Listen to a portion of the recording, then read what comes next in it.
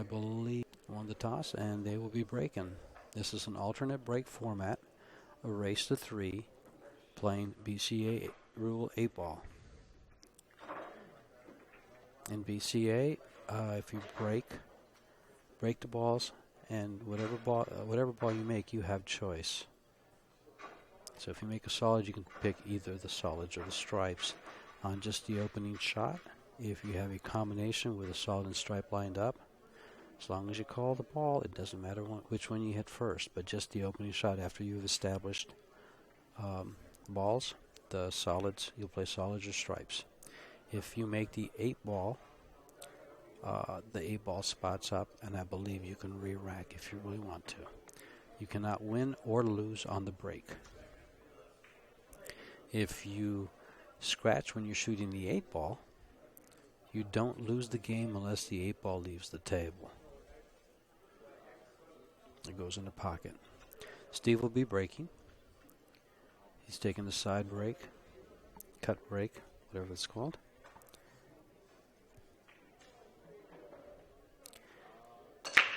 Hit the 1 ball full, and looks like a dry break. This will bring Mike to the table. Mike Barker. Mike Juan, excuse me. That was Steve Barker that broke. Short race, so pretty much every shot's very important. Going to have a left side view from there. Take a good look at the angles that he's looking at. For the 12 ball, go by that 3. Of course it does. Upper right-hand corner. He could play the combo down the bottom. He's playing the combo 6-13. He's called a 13 ball in the side pocket. And he's pocketed that, so his next shot, his only shot he really has, well, he's got a choice actually. He's got the 12 in the upper right-hand corner pocket, or she's got the 12 in the upper right-hand corner pocket, or the 13. The one right by the 8 ball in the middle of the table does not appear to go by that ball. No, it doesn't go by that ball. Thank you, Steve. And so she's limited to the 12 ball in the corner. Follow it up or stop it. She's got the 9 and the 14 right next to it, so easy to fall on either ball. And she's pocketed a ball for her opponent, which brings Jessica to the table. And she'll have solids. Looking at the 2 ball on the side, the 1 ball in the corner. Those are her options. Pretty much it.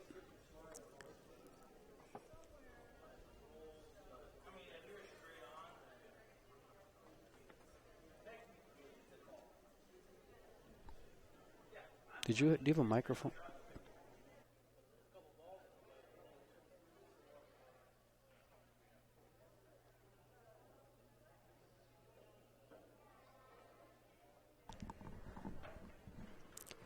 And Jessica's pocketed the 2 ball and limited her partner to the 1 ball.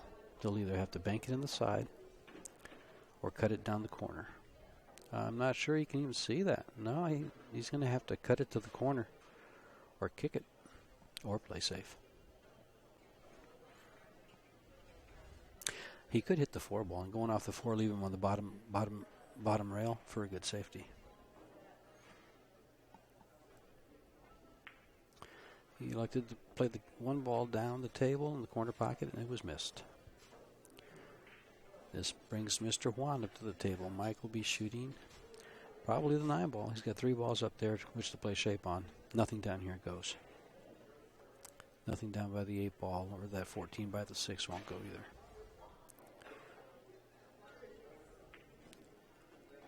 And he's bounced too heavy off the rail. One of the things about diamond 7-foot tables is that the rails are lively. So whatever movement you make on the ball, you either want to have the right line or the right speed. Had he come a little harder, he'd be straight in for the other corner pocket that he was playing shape for.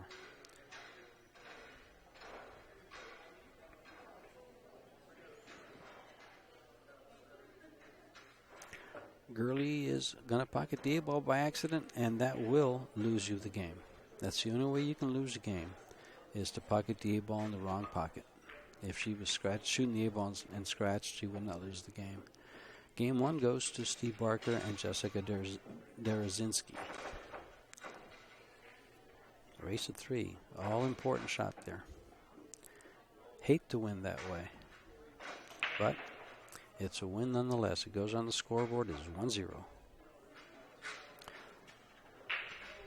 Upcoming this weekend, you're going to see some percentages underneath the players' names, and that's going to be a new rating system that CSI has taken on, and it's called the Fargo rating system. And as it was explained to me, it is an awesome system, absolutely awesome. It counts all your wins and losses, games won, games lost, and puts them into a big database worldwide. Mike Juan's raking. Game number 2. Made the pocket. It's got a stripe on the side.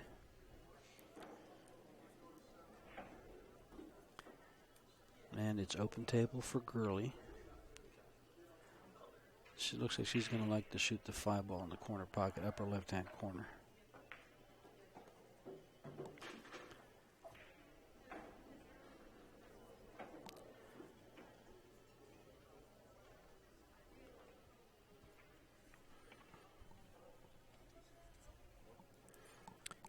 And Mike Juan is up at the table. He's going to take the 4 ball on the side.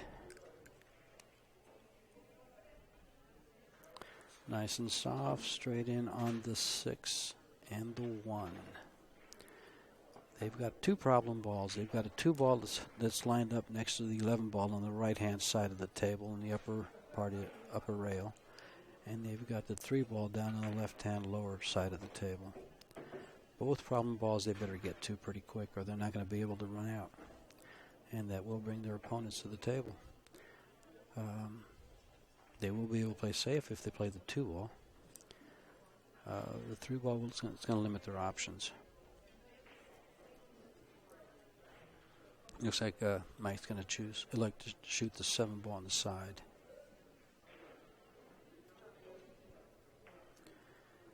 After that, he's not going to have a shot. Unless that 2 ball goes. It is really, really tight. They should get somebody to watch this. The opponent should ask them to watch this hit on the 2 ball because this could be a bad hit very, very easily.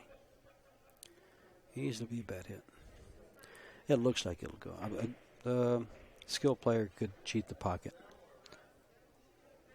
and still make this ball and make it a clear hit.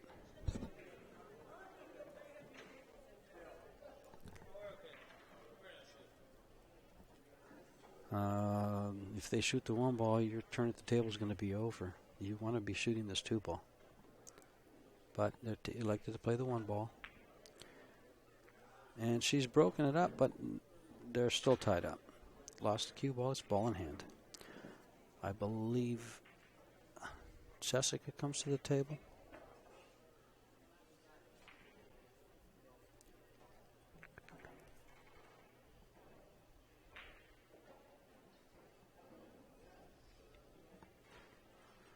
And she'll have the stripes, which would be the ball, 2 balls by the side pocket, right-hand side pocket, and the 3 balls by the lower right-hand corner pocket, and the 1 in the middle.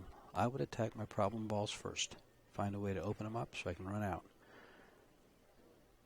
I'm not sure if it looks like the 9-10 is lined up to her pocket, easy to make.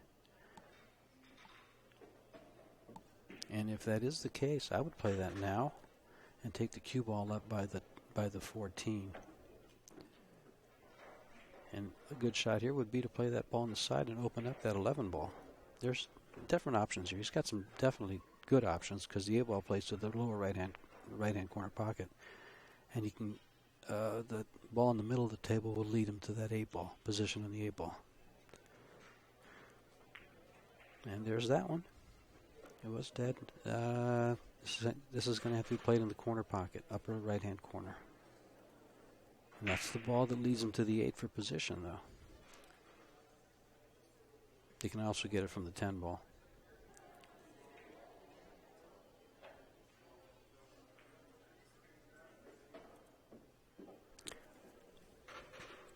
Both teams shooting very, very cautiously. They know how important every ball could be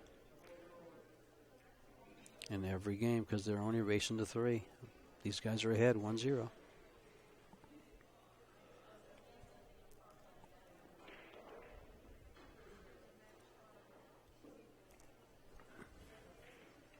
Steve might choose to bank this on the cross side. I don't think he can get to the 14.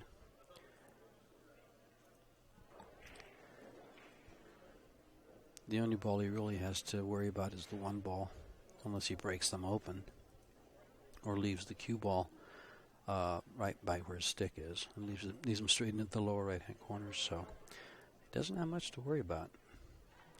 If he does bank the 12, his position, or if he stops it, he'll have shot on the 14 and possibility of breaking out the 11.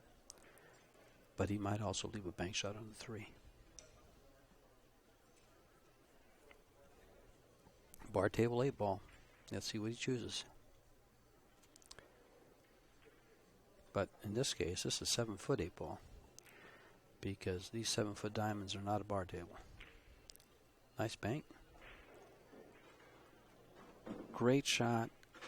Only problem with the shot is he's left her a difficult shot on the 14 on the side and no way to get to the 11 ball unless she puts a little bit of high right or center right on this ball and spins it 2 rails into the 11. She's not doing that. It looks like she's just going to roll up and play safe, which would be a smart shot. Just get a rail, and she did. But neither team has any way of breaking up these balls that's advantageous to them.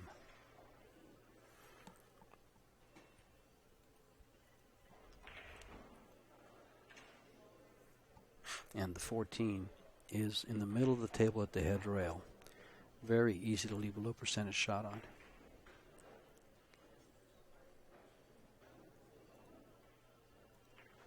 He's going to try to break out that 3 ball. He's going to kick at it from underneath. And nice results. But he's left the shot. Low percentage shot, but it's the shot. A right-hand English on this ball, and if you're very skilled, you can go 2 rails and break out that 11. You have to be very skilled. Shane might shy away from that.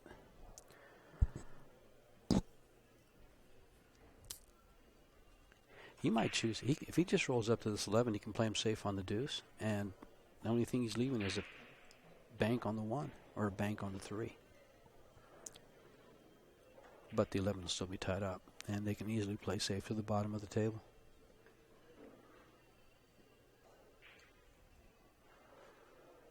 Here's where it gets tricky. It's not just shoot and run, it's move. He's not going to get a rail. That will give them ball in hand. There was no rail after contact, so it's a foul, and the opponent takes ball in hand anywhere on the table. She's wondering, what am I going to do? What are we going to do with this 2 ball? Because it's we here, not I.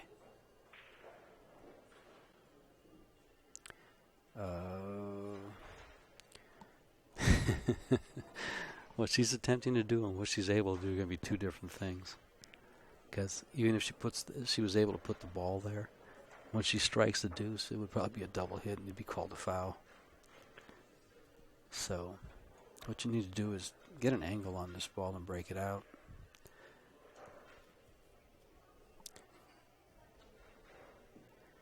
Or they can also play the 1 ball. If they were highly skilled players, they could play the 1 ball over by the 2 ball and leave a low percentage shot on the 14 and then get shape on it from the 3 to break it out. He's got to break out here.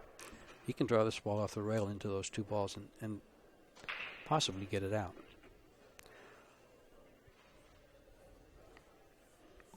By the way, all these matches that you're watching on the live stream will be uploaded to YouTube and available for viewing in a couple of weeks.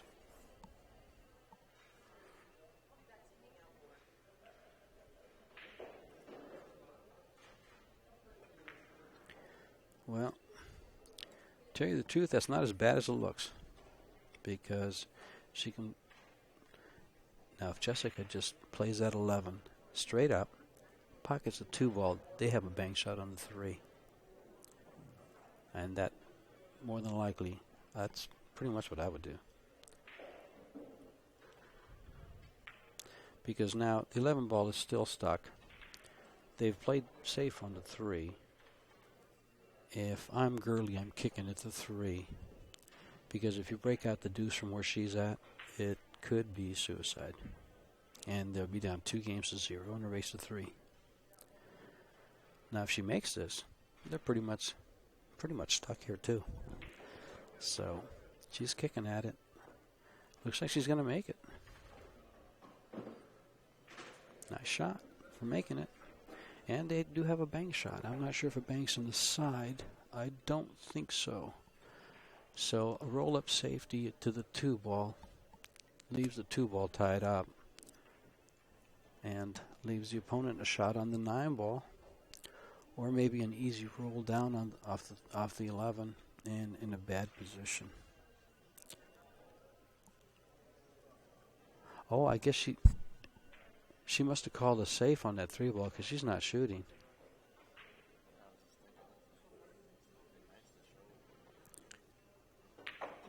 He's trying to break it out. And did he do it? Oh, close. She's got a roll up on it. She can just roll up on it and stay on the bottom side of the 13, just nudge the rail. These little touch shots are so difficult, especially when your nerves are running high. This takes a nice touch. Let's see if Jessica has that touch. She does. Very well done. But this is going to allow Mike to an opportunity to do something with this ball.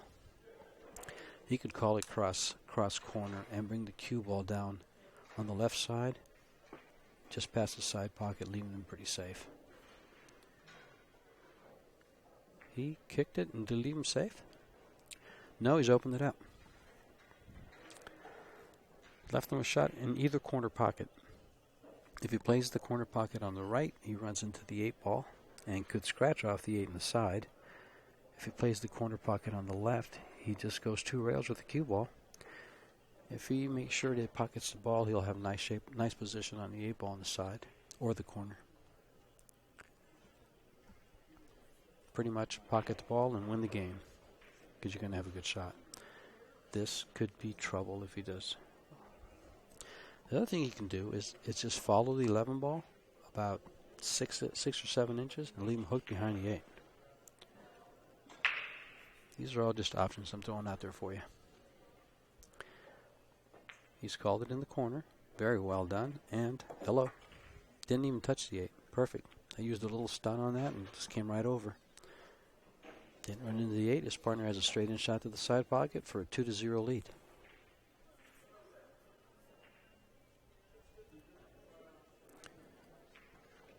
And we're here at the Casino del Sol in Tucson, Arizona.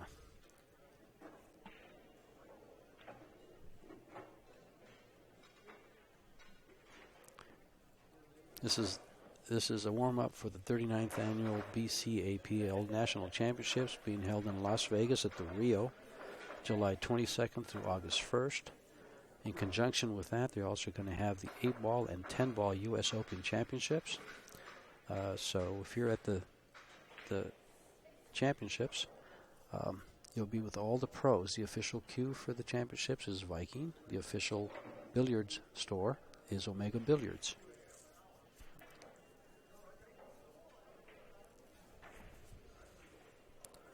All taking place at the Rio, July 22nd. I believe yesterday was the last day, or late fees start either next week or tomorrow. I'm not real sure on the late fees. But getting back to the match here, Steve just broke the balls. And lots of clusters, as you can see. And they're all on one side of the table. All on the right side of the table. Let's see what he chooses. His opening shots, he's actually limited to opening shots. He's got a 3-ball down by the spot. He's got a combination to the side pocket. He's got a 15. Oh, the 15 and the 2 go. Either one of those 2 balls go next to the 8, right by the side pocket there. They go to the corner. He's taking solids. He's trying to take solids. Table's still open. Now Mike and Gurley are trailing 2-0 in a race to 3. So if Jessica here has her way, she'll pocket a ball. And actually, I like solids. I would take the solids here. There's only one problem ball, and that's a 3, and it's easy. It goes in the lower right-hand corner. It leads you. You can get to it from the 6-ball, the 6-ball on the left. She's taking solids. She's going to want to go a little higher up, though, because the only shot she's left, I believe, is the 1, which won't go by the corner pocket, or the 6-ball that leads him to the 3. If you can make the 6-ball in the lower left-hand part of your table, he'll have a shot on the 3, and that opens up the table for a run. I don't think I'm not sure if he can see it. He's not looking at it anymore, so he probably can't see it. So he's going to cut the 1 ball on the side. Danger of scratching in the corner if he hits it a little off.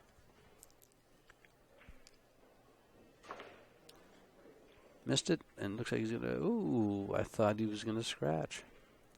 But these diamond tables have sharp corners. And he caught that cue ball and kept it out. But they've established solids, and with the exception of the 4-7, they're all in play. She's about to play the stripe in the corner pocket. I don't think it goes, but she's going to block the corner pocket. Oh, I played it off the ball. Well done. Might not go one way, but it goes the other.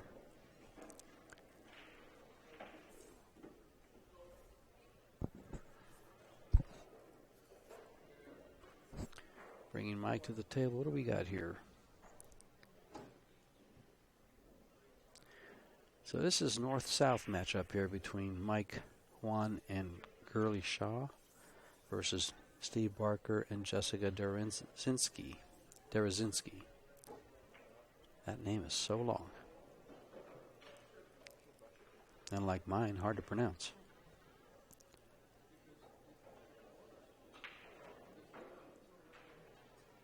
Whoa. You know, it's funny, when you're practicing, you make that shot probably 10 out of 10 times. When you're in a tournament, you probably miss that shot 3 or 4 out of 10 times. And when you're in a pro arena like this, well, until you're there, you won't know what it's like. But that added pressure, that added thinking of everybody's watching me can make a difference to some players. Some players don't even notice it. They're just playing a game. And it's my shot. Where do I put it?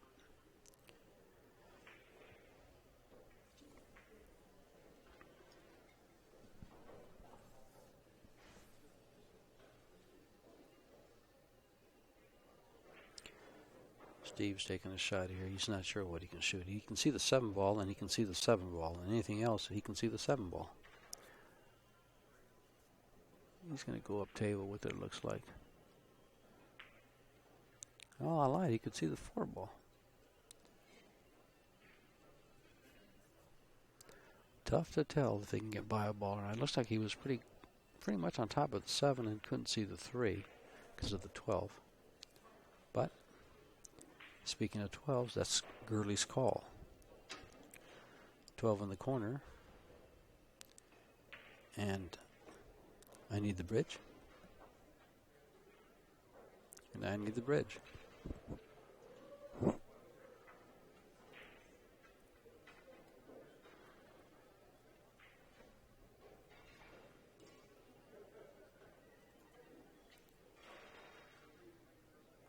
Someone is not used to using a bridge on a 7-foot table.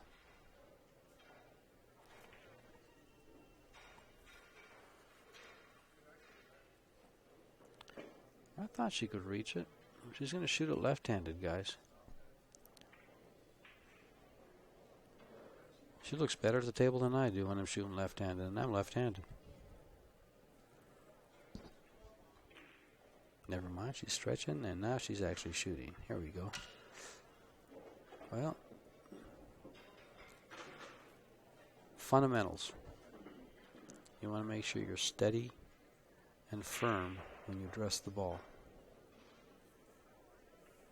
She was stretching, not firm, and not steady. Miscued off a 3 in the corner. Ball in hand to her opponent. Jessica, on the other hand, looks pretty steady over this shot.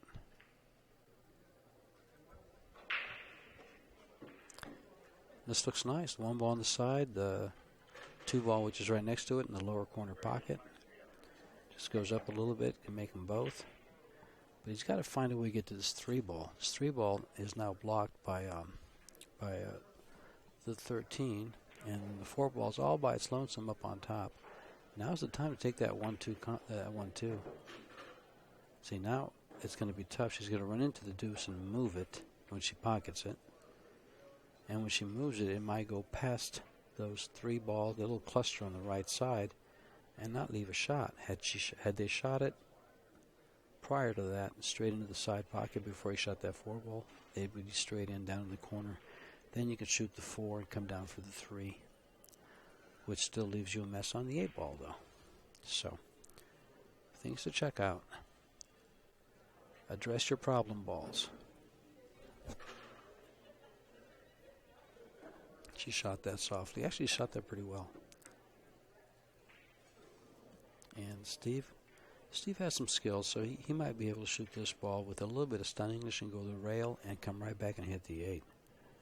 I don't think that'll give him a shot on the 3, though.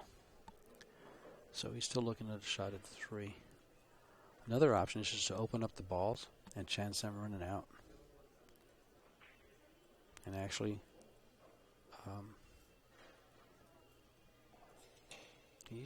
looks like he's playing the ball off the 15. No, played it straight in. So now there's 2 things to deal with here.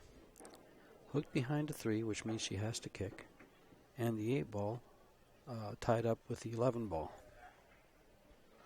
over between the side pocket and the corner pocket. Neither one is a desirable option. She's going to kick it in the corner.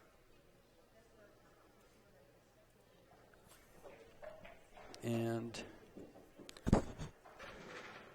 didn't get that accomplished, so now we're going to see what Mike can do. See which ball he plays first. He's got 2 problem balls, the 11 next to the 8 and the 13 next to the 3. Which would you shoot first?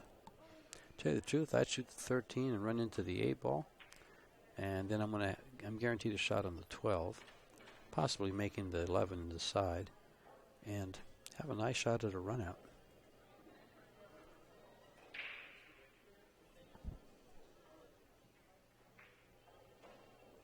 There's several ways to do this, but an 8 ball usually you want to find the easiest way with the least ball movement, cue ball movement, and find a nice pattern.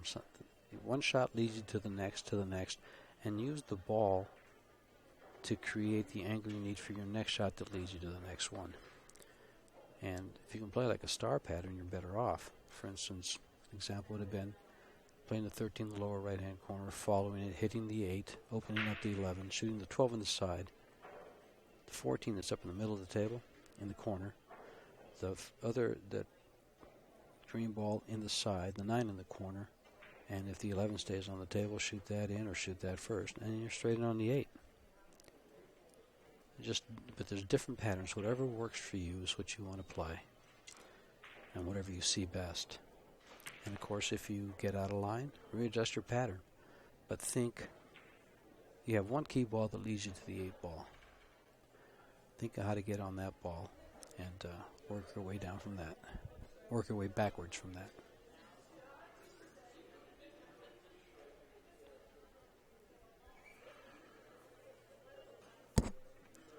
Let's see what Mike decides here. Looks like he wants to shoot that 11 ball.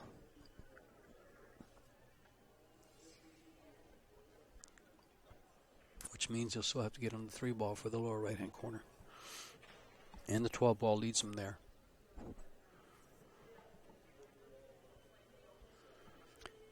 He's got quite a few options.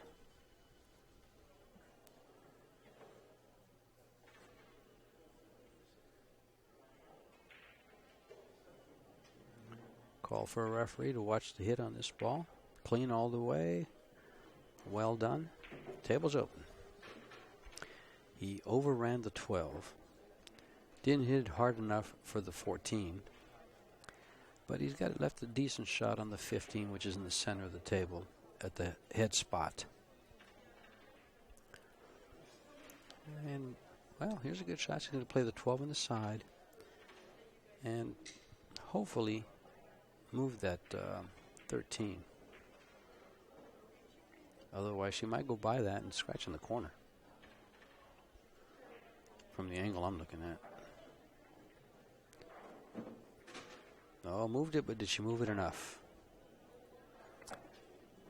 I don't think she moved it enough. It won't go in the corner. And now it's in a harder position to get shape on. Nice camera work by Steven there.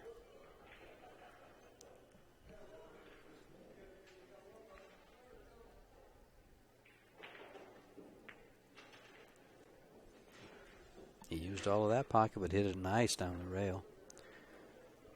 She could have a good shot here. Possible shot here would be to make this ball with a little bit of, just a little bit of draw English, and come down to the bottom and hit that 13.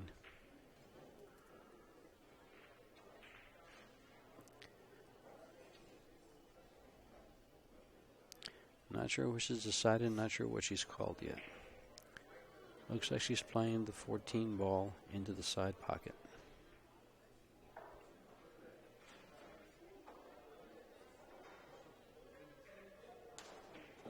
And she got it done. Now we'll know if that 13 goes by or not. Because Mike will look at it and, well, I guess he's not even going to bother looking at it.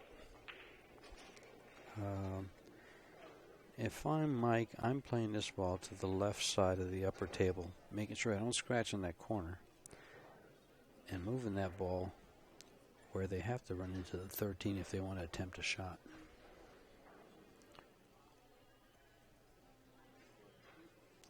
Doesn't mean they'll play that, but that's what you want to lead them to.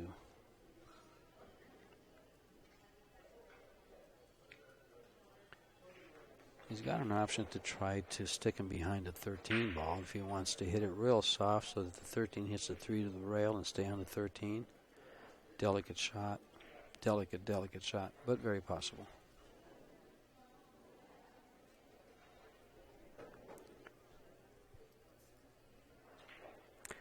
And he's taking a look at that now. He's called a safety.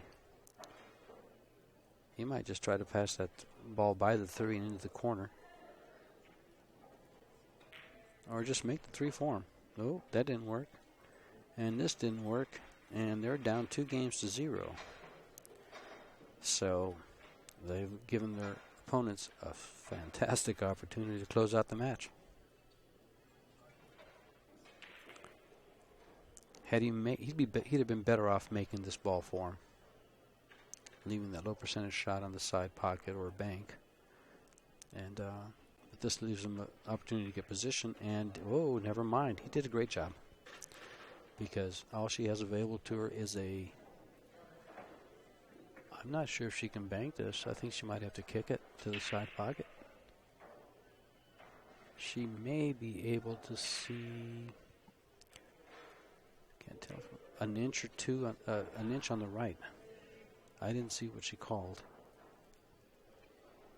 I was trying to look at the angle. She has a bank shot, and she made it. Wow, what a great shot. Give that lady a hand. Great shot. Match goes to Stephen Barker and Jessica Derezinski.